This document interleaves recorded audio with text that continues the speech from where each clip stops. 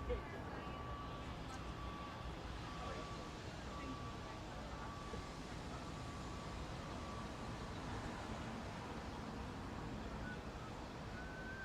gonna have to move those mic stands back a little.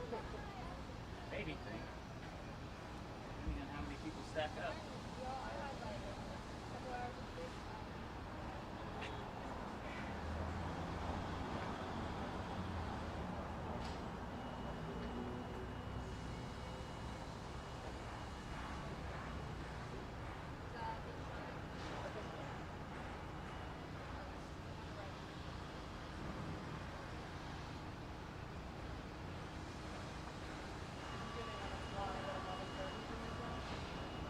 Live.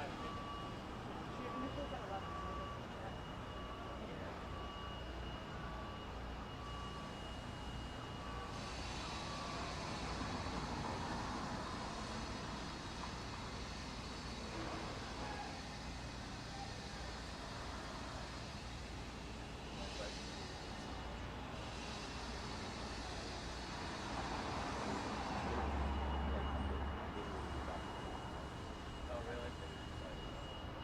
AFP probably called them.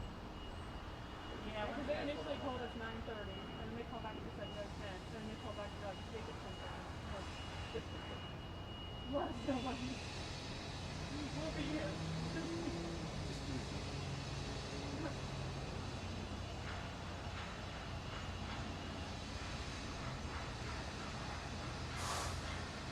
Oh yeah, my tripod.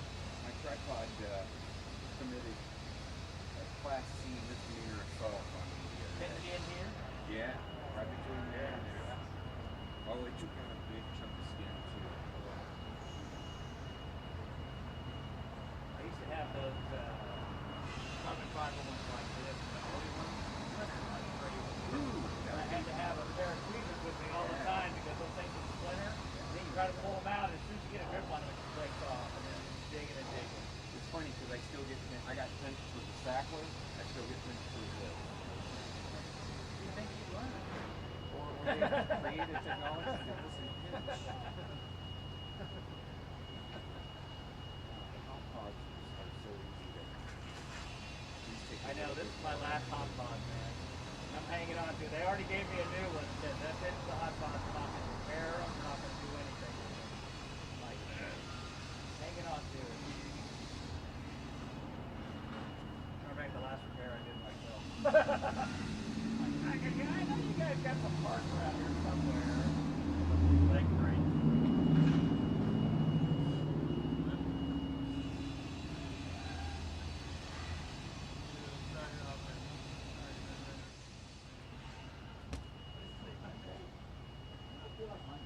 I don't even know what day it is. It is Wednesday, because I have to spend a week left. You have what? I have a week left of payment. A week left. Oh my God. Ask me if I've got my contract yet. Hey, you got it. Nope.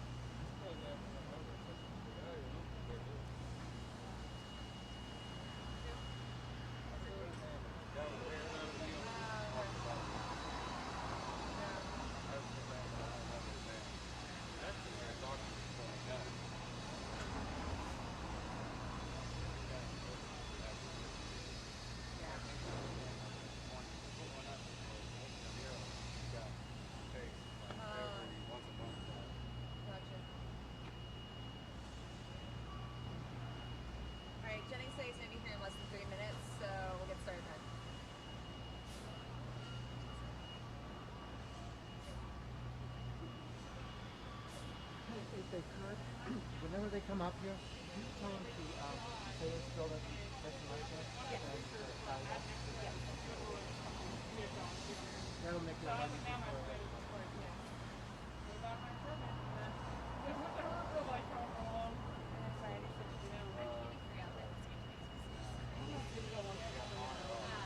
I've already contacted.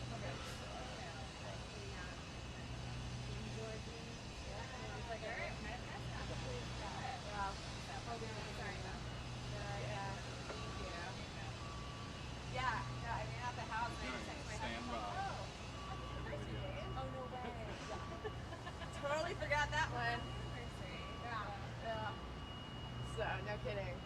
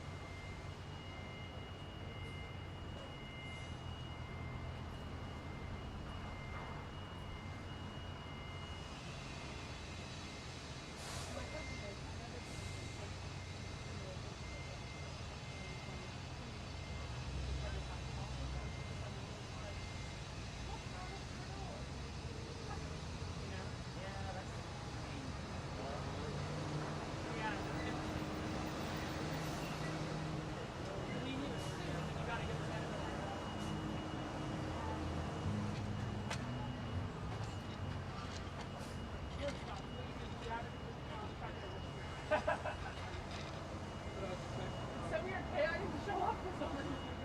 What happened, dog?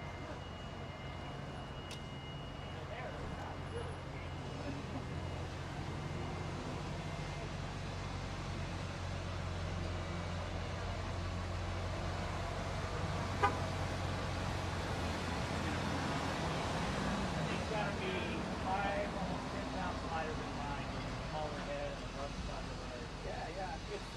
It took me a while to get used to this kind of top heavy. Yeah. I'm always, Do we have a mic up here, Mario? I don't. Still trying to get one cut.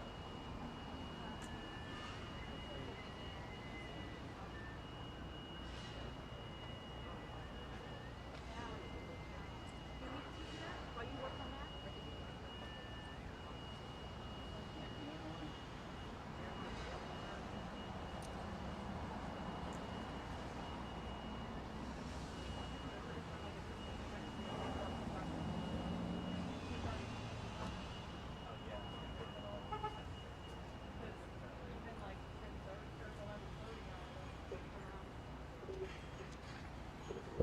You mind if I hook up here?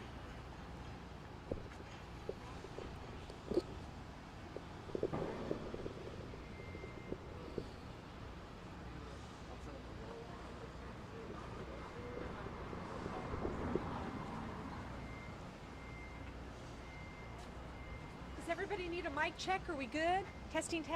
We're out here on 6th Street. Sound good to everybody? Mario, does it sound good to you? Okay, perfect.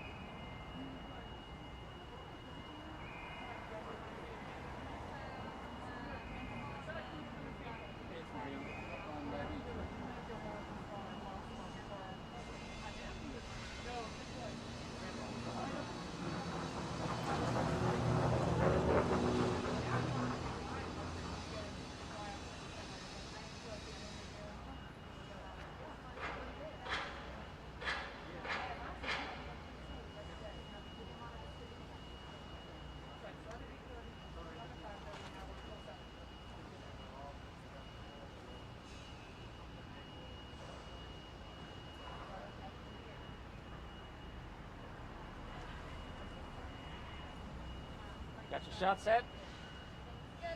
Kind of shooting into the sun there.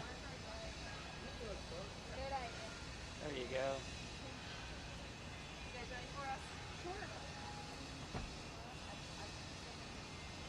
All right.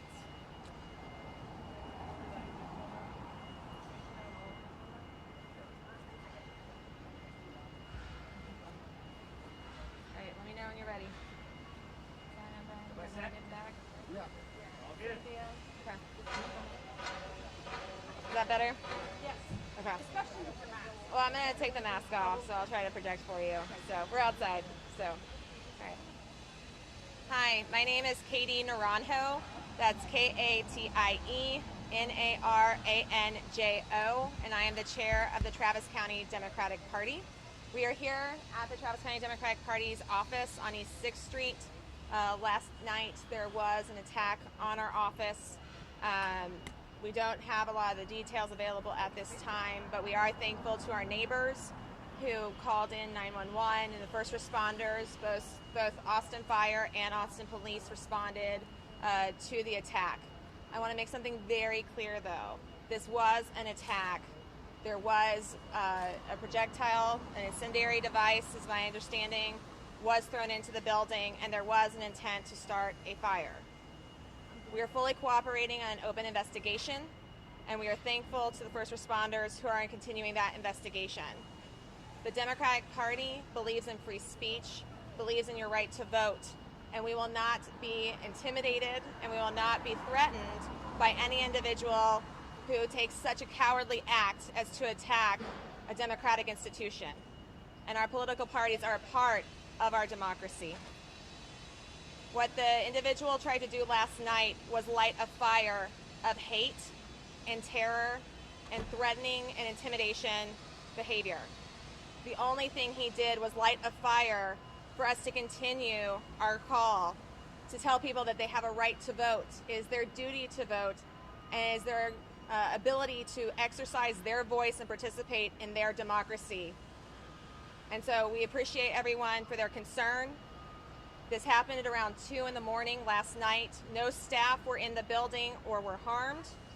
There is minimal damage to the structure itself.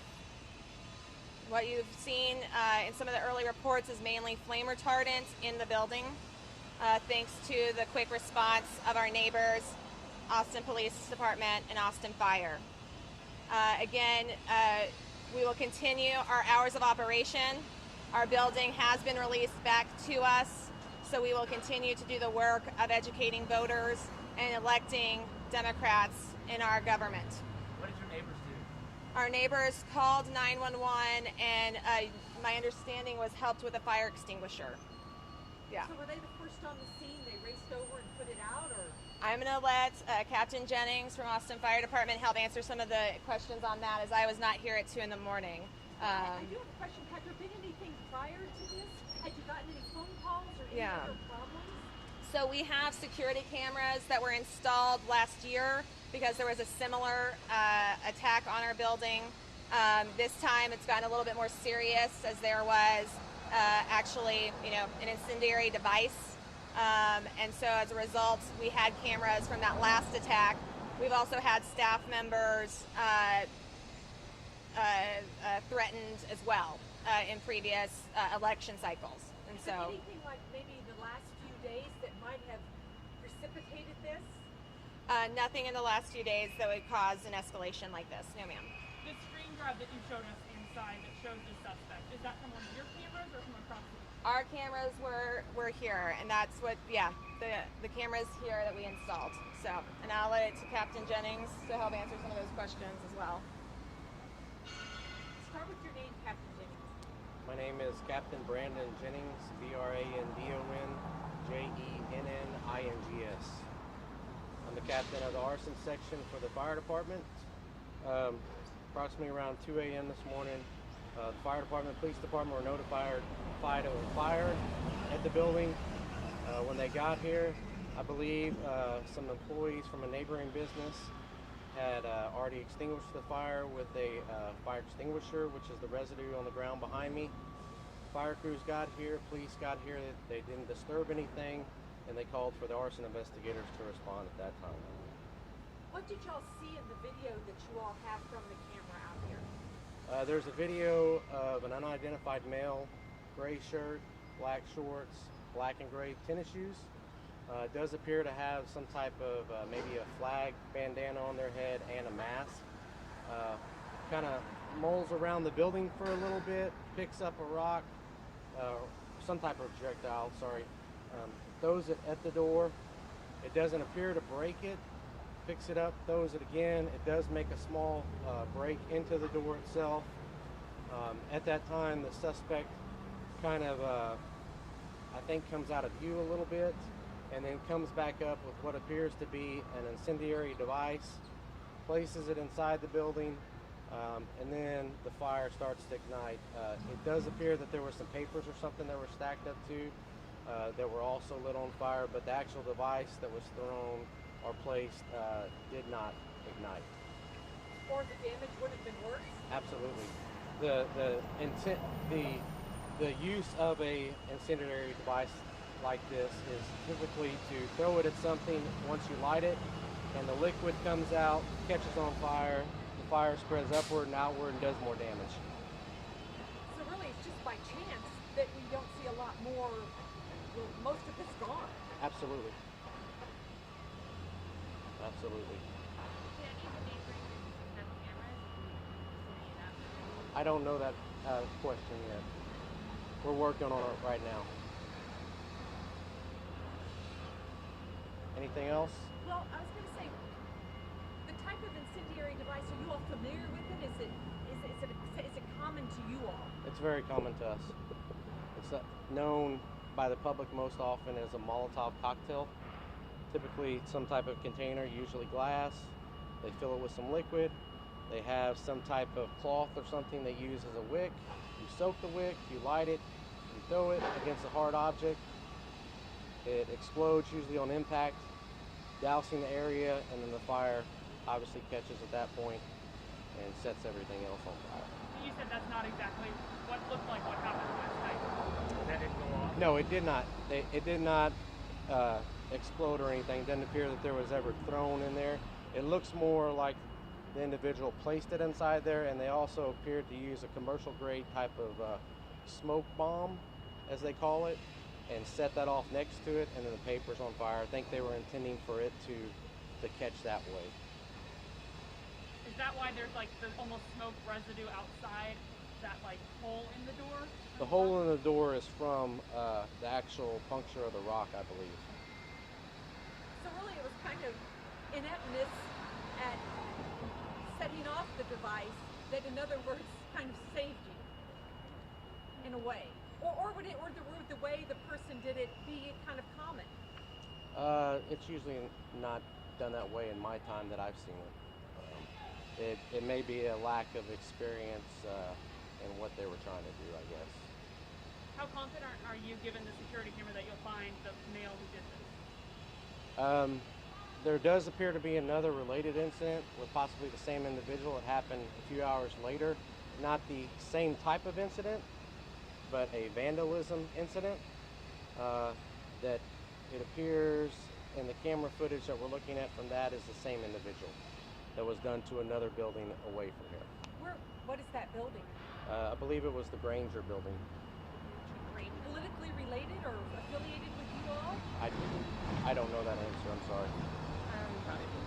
Yeah, it's a county building. The Granger building is a county building where the county attorney's office, as well as the district attorney's office, at various times due to construction over in the courthouse complex, have officed. And so it is at least a government building, and so that might be a relation to that. But anyone who wears an American flag as a bandana and then throws a Molotov cocktail with fireworks into a building and leaves a note, a threatening note, is a coward. And we will not tolerate that type of behavior. We do a call in the community across not just Travis County, but across the state to denounce any acts of violence or aggression when it comes to engaging in voting, engaging in our government and engaging in our right to our freedom of speech and our right to vote. And so we call on everyone to denounce this behavior. From what we've seen from January 6th of 2021 till now, there's been continued aggression and escalation of violence against Democratic parties as well as institutions of government. And those people are cowards. They're far-right extremists. And this is an act of terror. When you leave a threatening note, the intent is to try to terrorize people. We are Texas Democrats, and we are unafraid. What did the note say? Yeah. Yeah, tell us about the note. We do not have the note at this time. Investigators have that. It's a part of the ongoing investigation. What did it say? But we did get confirmed that it was a threatening note. Did it attack you politically, or what was the intent of it? It was political in nature. When you woke up this morning and got the call that something happened, what went through your mind? What were you feeling? Good thing we installed cameras from the last time. And mainly, frankly, once we confirmed staff was okay and there wasn't significant damage, we came up. What was the vandalism at the other building specifically? I don't know the exact nature of the vandalism. I know it was not a fire incident at this time. We're talking to partners at Texas DPS who may be handling that part of it. Are there any additional charges that he can face because it was a political institution? We'll have to look at and see what exactly we're going to charge them with. We have several things we can go with, but I can't give you like the specific details of that right now. Is there a potential for felony charges? Absolutely. And were there cameras with the other building that you can also use to piece this all together? I can't answer that definitively right now, but I believe there were. Thank you all. Any other questions? Will you be sharing video, or whoever There- can feed us video? Can we? There's a still of the video. We were asked not to share any footage at this time. This is an ongoing investigation, so we are not sharing any footage until Austin Fire and investigators approve any footage to be shared. And I believe that would be through your office. Is that correct, sir? Correct. Okay, You so don't think it will be later today, or? I think the still footage is already out there. Yeah. So it'll probably be released later today where the news media can have it and circulate it. If anybody knows this individual, please don't hesitate to contact 911. You can call the Austin Fire Investigation Office at 512-974-0240 as well if you have any information that may help us find this individual. But The no sooner specific, the better on that video. Okay, so no Please. specifics on potential charges, but it could be up to felony charges. absolutely. Any other questions for me? Unless there's anything else either of you want to add. I think we're good. Thank you all. Thank you.